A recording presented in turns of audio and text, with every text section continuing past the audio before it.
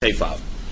Wakazi wa kaya zaidi ya 60 za kata ya Chuno mkoani Mtwara hawana mahali pa kuishi baada ya kukumbwa na mafuriko kufuatia mvua zilizonyesha usiku wa kuamkia leo. Taarifa ya Adam Malima inasoma hapa studio.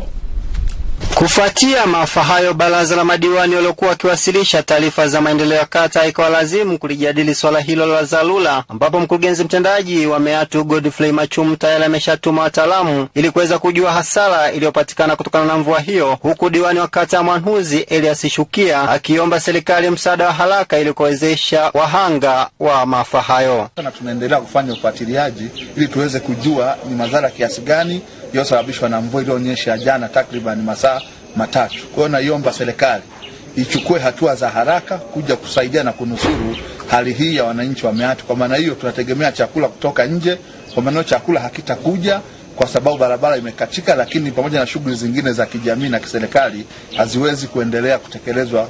Katika hatua nyingine, Channel 10 imeshuhudia msululu wa magari ya abiria na malori zaidi ya 10 yalolala jana kutokana na kuharibika kwa barabara, huku basi la kampuni ya Hokasi lililonusulika kutumbukia mtoni, ambapo kilio chao kikubwa wasafiri hao na wananchi wa wilaya Meatu ni kuiomba serikali kuifanyia marekebisho ya dharura barabara hiyo mapema.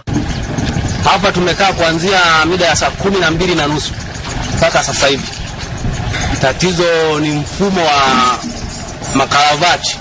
Maji badala ya kupita chini ya karavati yanapita juu ya daraja.